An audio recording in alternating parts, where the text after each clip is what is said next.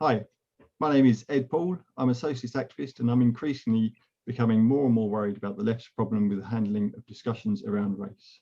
From failure to publish the Ford report and take on anti-black racism and Islamophobia in the Labour Party, and the ongoing hate campaign against black and disabled people on Twitter by people calling themselves socialists and anti-fascists, to the trouble some of the new left-wing organisations seem to have with handling concerns about discrimination raised by their members. It's clear that there needs to be a serious and painful conversation about racism and discrimination on the left. Today, I'm going to talk to comedian and journalist Ava Vidal. Is journalist journalist what it says in your Twitter bio? Is that?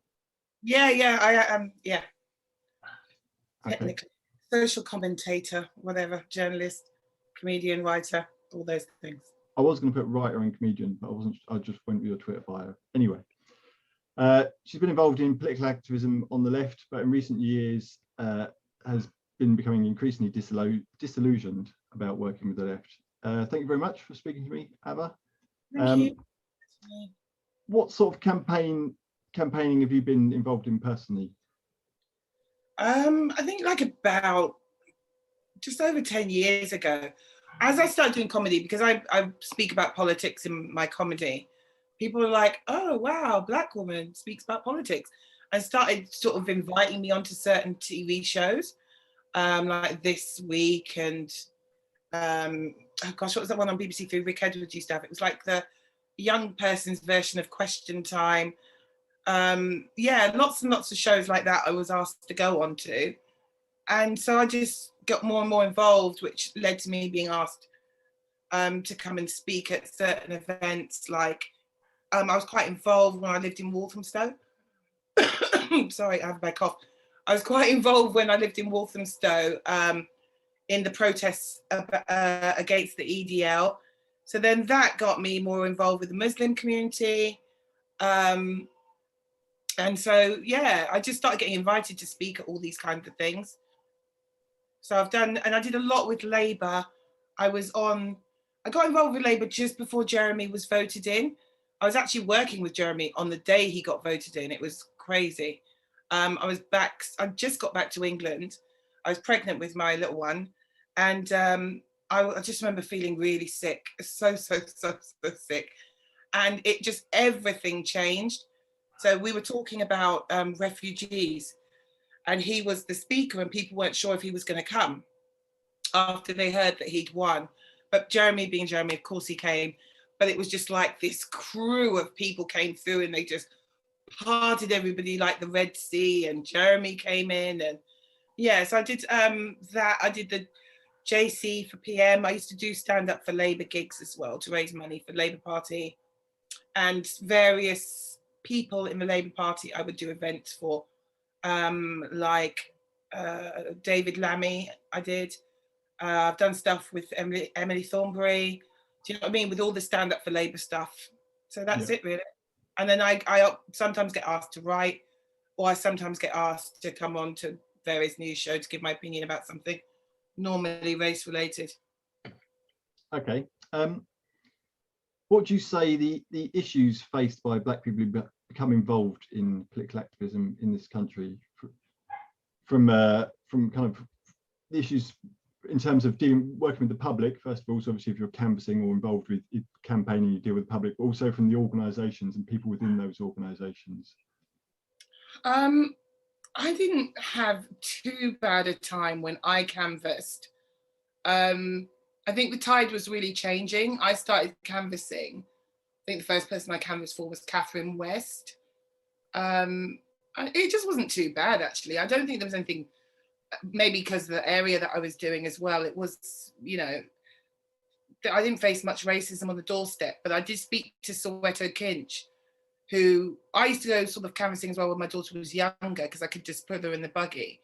So I didn't do any canvassing in 2019, but I did hear from Soweto and some other Black people that canvassed, like literally people were like, the proverbial get off my lawn. Like they said they did not want us there. And I've heard there's been racist problems, definitely, for people who've canvassed, but I think it's just where I am and where I do my campaigning from.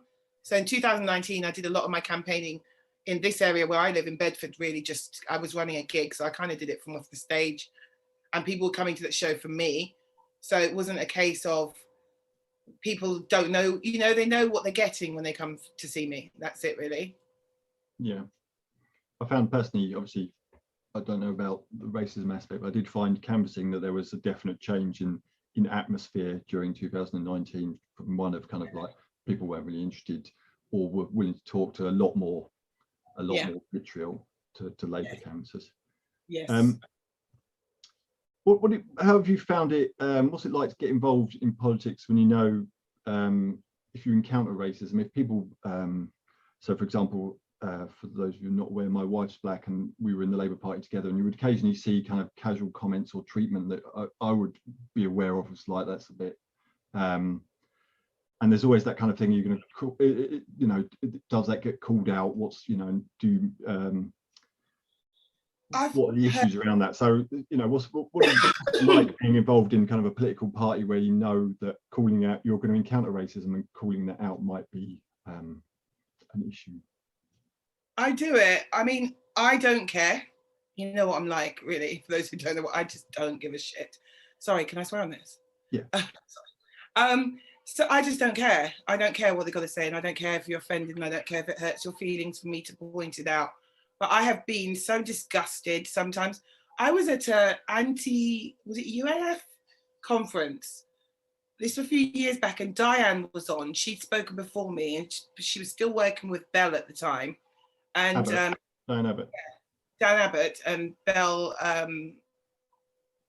MP for Streatham. I struggle with their surname as well. Anyway, but they'd been there, and I think it'd been a particular vicious campaign against Diane. I mean, it's constantly vicious against her. And she'd left at this point. And I remember going on stage and saying, listen, we need to get behind Diane more. We need to support Diane more. And then people started booing me. Like, what the hell? This is an anti-racist conference. You've just had this woman on your stage speaking to you. And I tell you that we need to back her up more, and you want to boo me. Like, honestly, some of it is so disgusting. I think that the problem and the difference between racism on the left and racism on the right is just the way it manifests itself. The way it manifests itself on the left is like, you lot be quiet, we know what's best for you. They still have got this really binary way of thinking. Like, I know people who've wanted to get involved in the NEC, who've wanted to run as parliamentary candidates. I hear it's a lot more difficult when you're black. They want to put you in certain areas, you know, Tottenham, or they'll put you into a place that's deemed black, even if you haven't got any ties to that place. To get onto the ballot in the first place is really, really hard. To make any kind of progress in the Labour Party as a black person is very, very difficult. And it's disheartening because on paper, the Labour Party should be where we are comfortable. Yeah, I know when I ended up running for local council in Enfield, that was kind of a month or so after they effectively deselected all the black and Asian councillors.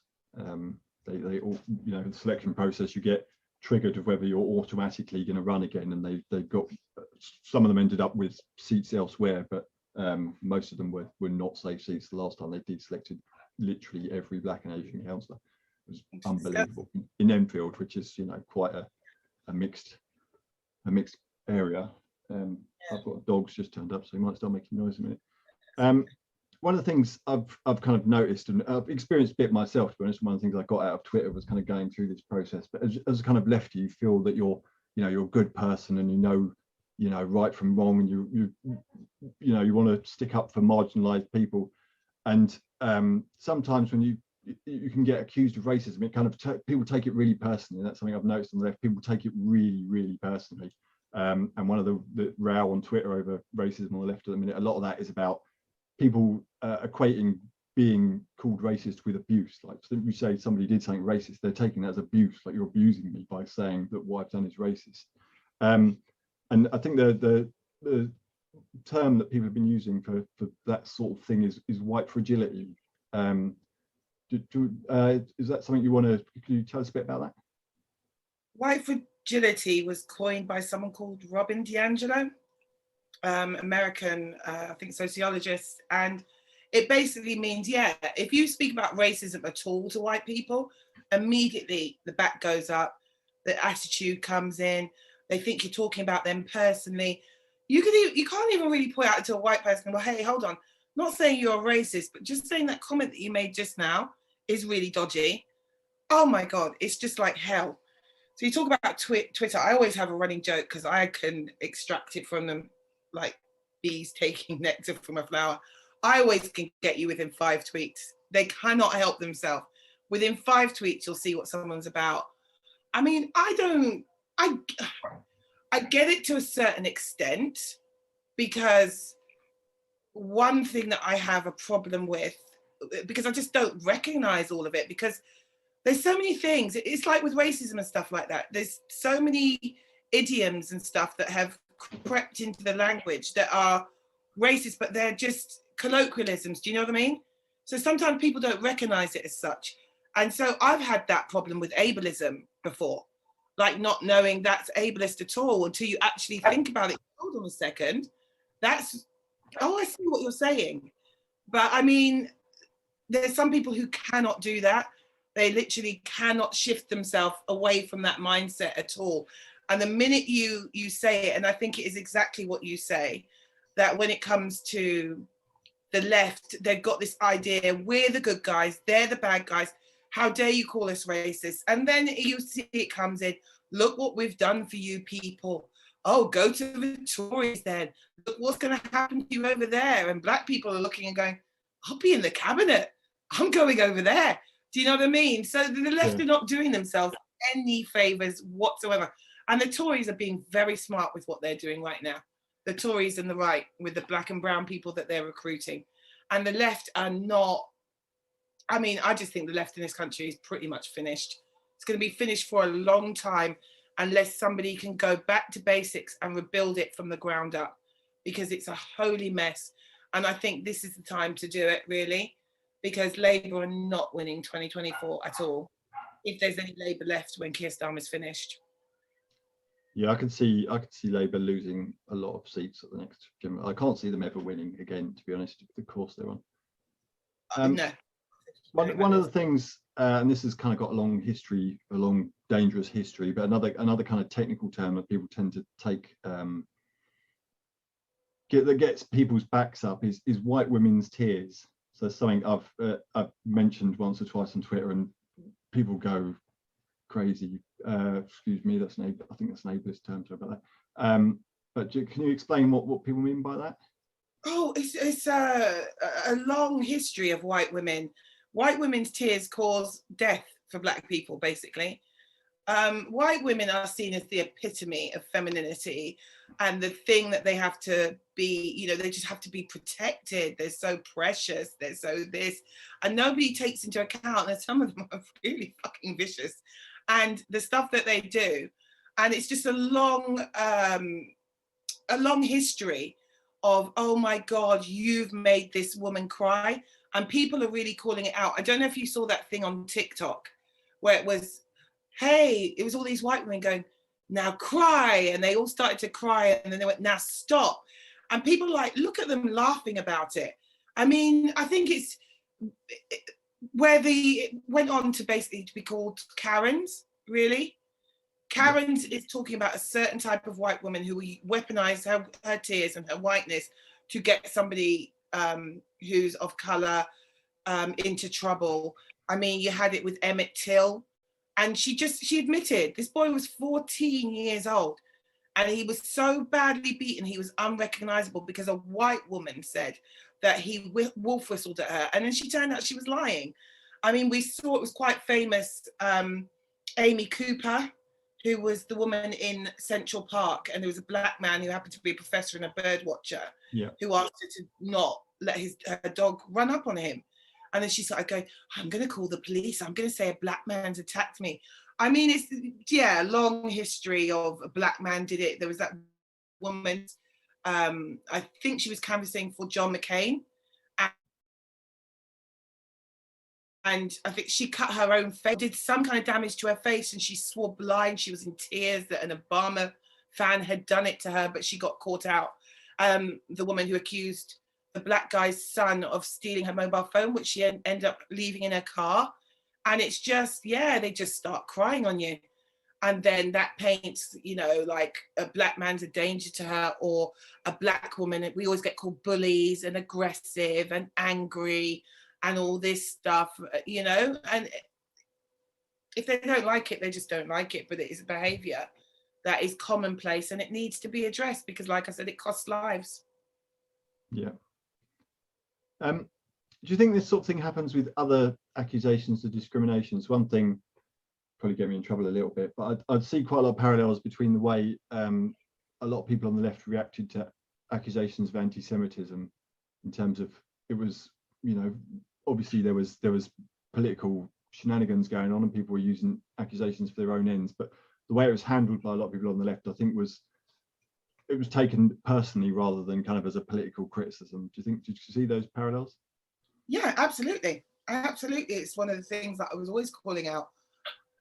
I think a lot of people believed that Jewish people are all powerful and all privileged and all have a lot of money. And so there was this kind of idea they couldn't be victims in any type of way.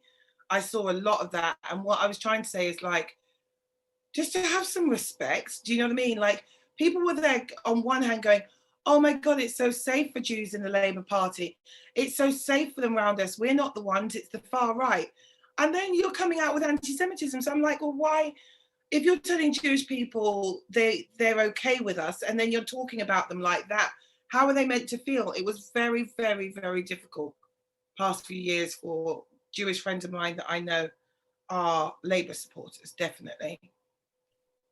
Would you say have you seen, I mean, from perhaps your observations or personal experiences around misogyny or ableism, things like that? Do you think, I mean, is this kind of a universal trait on the left that when they're accused of any sort of discrimination, they can't handle it and take it personally and deal with things? Absolutely. It's the way they just think they can just start yelling at you, and then almost like they want to prove you right, because then they just start going, well, you know, if you want racism, you're going to get racism, which is what's going on Twitter at the moment. Yeah, so I mean, I find them to be worse, but it's not, I'm not the first person to say it. Martin Luther King said it. Sorry. I just heard my daughter. Sorry. Mimi, yeah? Are you all right? Yeah. You're not being sick, are you? No. What was that noise? Nothing. Are you messing about? No. Well, stop it. She sounds older. She's 5.5 now. Yeah, so I think what happens is they get just really defensive and really angry, and then they start really kind of trying to throw your, you know, like, okay, like I said, you want racism, you're going to get racism, and the behavior can be more disgusting. But like I said, it's an observation that's been made over the years by every single Black civil rights leader, every single Black person who's ever written on race says the worst, the stumbling block that we have. I mean, the famous one was Martin Luther King, his letters from an Alabama jail, said it's the white moderate. Like, yeah. It's kind of, you feel safer with the right because you know where, we all know where we stand, you know? And I think that even sometimes the right, as you can see with the rise of Black and brown Tories, they'll put your colour aside if you're all selfish bastards. Do you know what I mean? They'll have you go on together. Whereas the left still want to infantilize sort of Black people and people of colour. It's like, no, you sit over there and be good. We'll tell you when we're ready to talk to you. We'll tell you when you can complain about this. And when we know we're going to deal with this issue first, then we'll deal with that. Or they often accuse us of being divisive if we want to speak about race issues. So the left are a huge problem when it comes to race, huge. So what would you just, as an aside, how would you describe your politics? Sorry, ask that again. How would you describe your politics? Oh, these days, Black. That's it. I don't identify with the left. I certainly want nothing to do with this current Labour Party under Keir Starmer at all. I think they're absolutely horrendous. They're horrible. And yeah, I'm more interested in like racial politics and my kids having a more comfortable life, you know, that kind of thing, making life easier for them. But in terms of party politics, I'm done with it. After what they did to Jeremy, that was awful and terrifying. And they're still going, you know. I'm having Jeremy on my show. I do a live show at the Royal Vauxhall Tavern. He's going to be my guest on Wednesday. And just the behaviour. You know, you announce he's coming on, and I have filters on Twitter, so I miss quite a lot of it. But just the abuse that comes underneath his name, it's just outrageous. Yeah. Sorry, dogs are demanding attention. But in terms of kind of, not necessarily organisations, but kind of policies and politics, things like, you know, the NHS or you know, education, those sorts of things, would you say you're kind of traditionally on the left or? I mean, I guess you'd say my views will be considered left. But to be quite honest, after the way that I've seen these people behave on Twitter, especially Coach Jeremy, no, thank you. I don't call myself left-wing at all anymore. I don't want to identify with them. I don't want anything to do with them. I don't want to be associated with those people. Absolutely not. So it's kind of been a deliberate thing for me. But obviously, if I go on to any kind of TV show or radio show where I'm commenting on something, they will always put left-wing comedian Ava Vidal. I guess, of course, I want an NHS that's free at the point of, you know, use. I want the NHS to stay. It's an amazing organisation. When it comes to education, obviously, I want schools, you know, I would like teachers to be treated a lot better than the way that they are. And I think the pandemic really showed that up. Yeah, but obviously I would want, you know, enough books in classrooms, enough equipment in classrooms. I'm very much, even though I went to boarding school myself, think that those schools have to do more than they do currently to help out state schools in their area, because the gap is phenomenal. It's absolutely phenomenal. My son went to boarding school as well. And you just look at the difference. And sometimes I go into schools to talk. The difference is wild. It's absolutely wild of what these private schools have compared to what state schools have. And it's not fair. It's just not fair. And I think it's the way that the Tories are going, I think it's just going to get worse. Yeah, definitely. So I'm involved in one of these kind of new little left-wing parties, and there's a few of those springing up. A lot of people are involved in trade unions or kind of local groups, local campaigns, or national campaigns as well.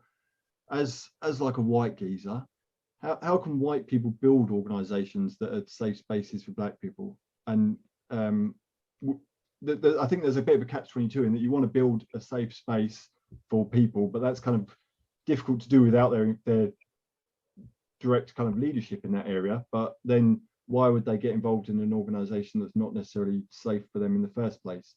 So how can we? Exactly. I mean, you have to make it very, very clear from day one. I think it's Breakthrough Party I've seen, and I think there was a little issue with the Harmony Party because the fragility jumped out as soon as a Black person said, hang on a second. I mean, you have to just make it very clear. I think you've just got to have Black people throughout every single level. Black people, people of colour, we're not monolithic anyway. But I think it's really, really important, you know, to just see a leaflet, you know, or you'll see a leaflet and you think, no Black people saw this today before you put this out. All those kind of things you've just got to be really, really careful with and make sure it's a welcoming space, because I think at this point, there's so many Black people and Muslims and those who are on the intersection of both who have got nowhere to go politically. And if one of these new parties were clever about it, they'd make sure that they were very welcome. But yeah, I would say that you just got to have people at different levels and always ask the questions. Ask people how they feel about stuff. You know, be aware of certain times of year, like when it's Ramadan, when it's not.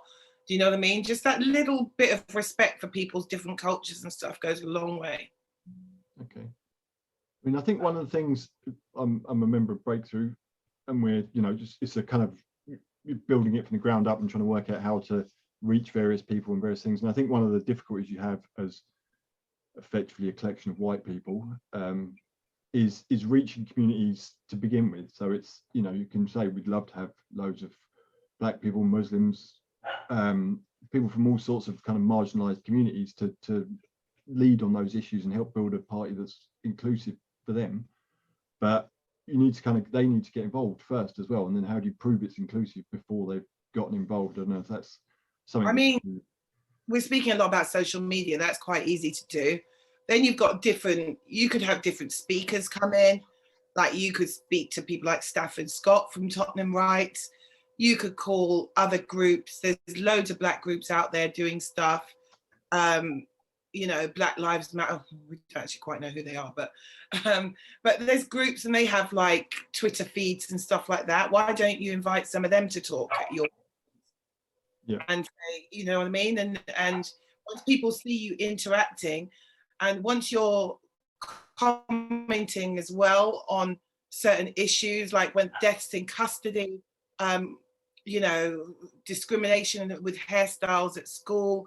Once you start talking about all those kind of things, Black people will look and go, oh, okay, this is for me as well.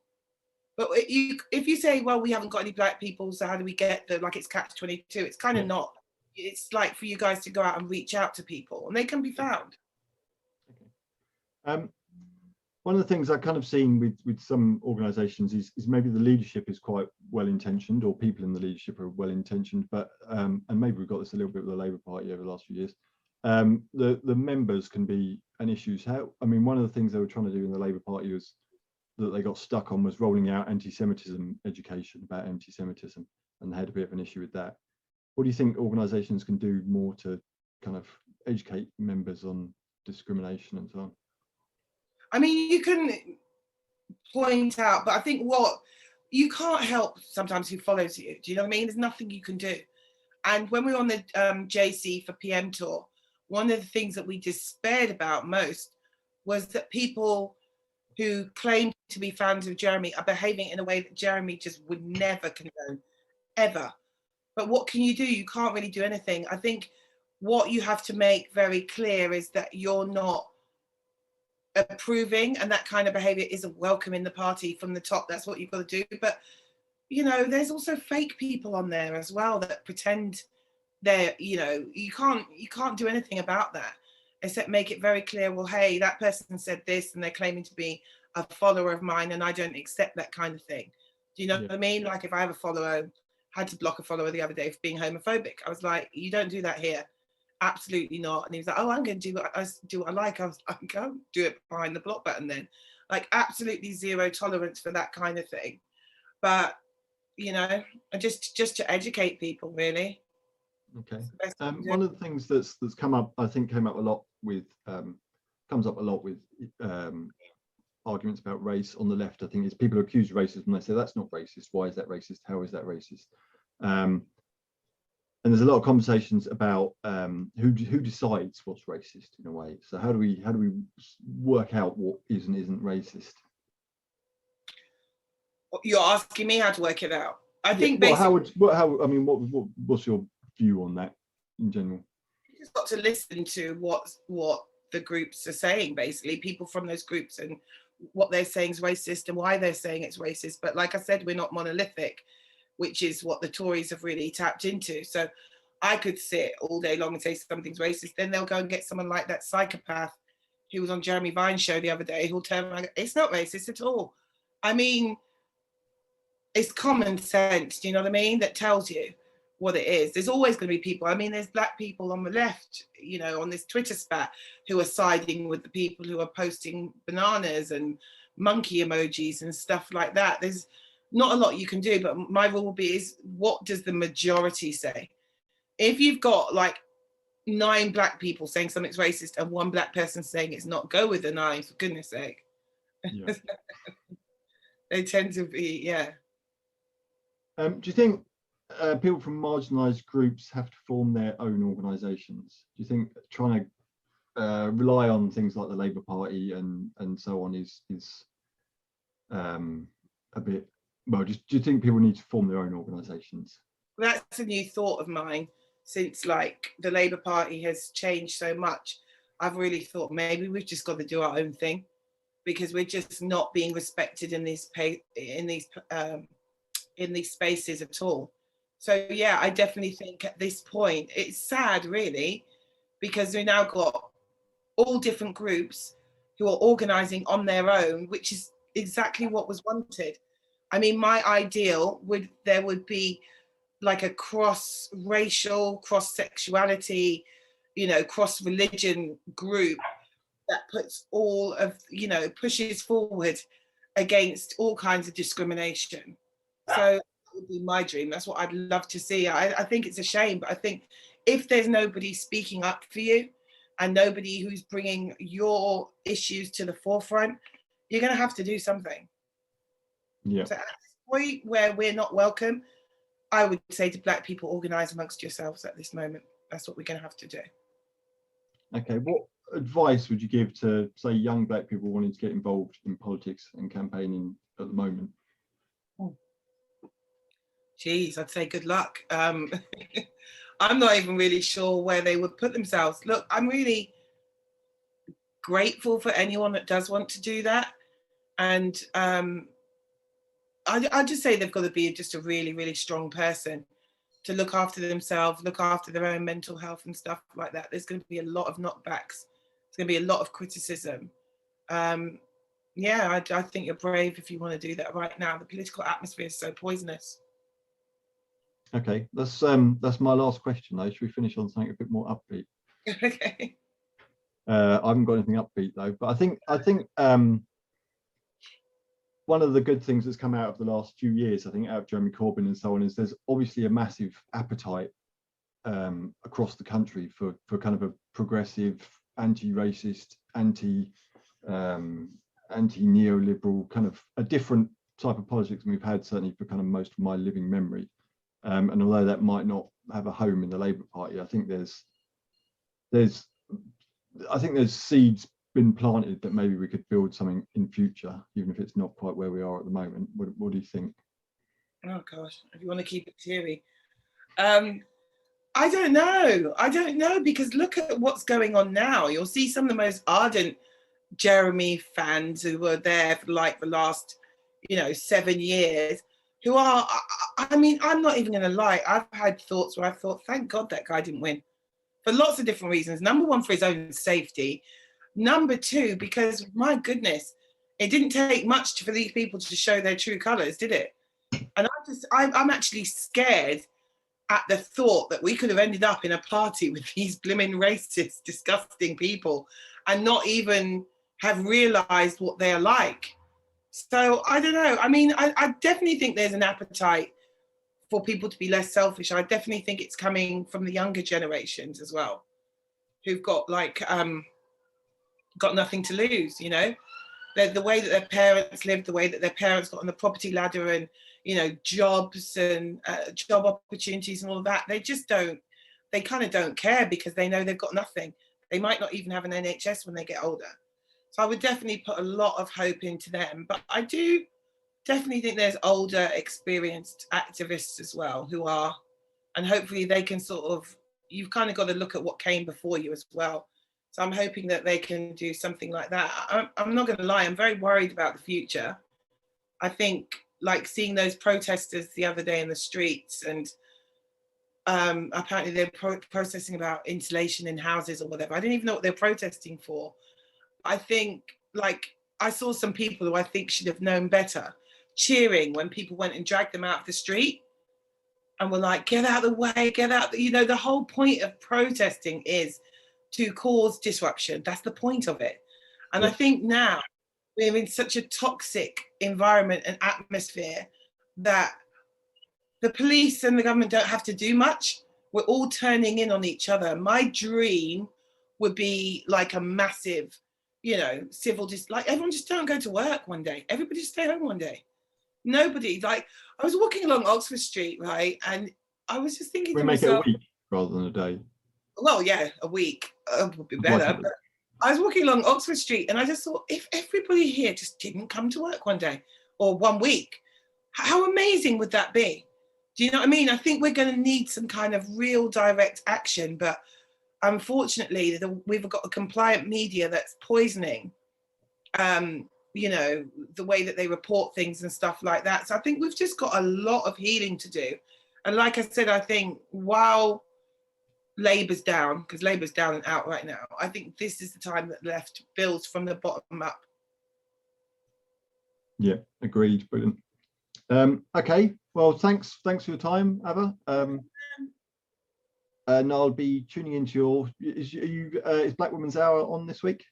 Yeah, I've got to find some hours with Aisha, but yeah, we're going to do something this week for sure. There's quite a lot to talk about, I think, but Yeah. I'll leave you guys to cover that. All right, thanks a lot. All right, thank you, Ed. Thank you. See you later. Say hi to the missus. I will do. Bye.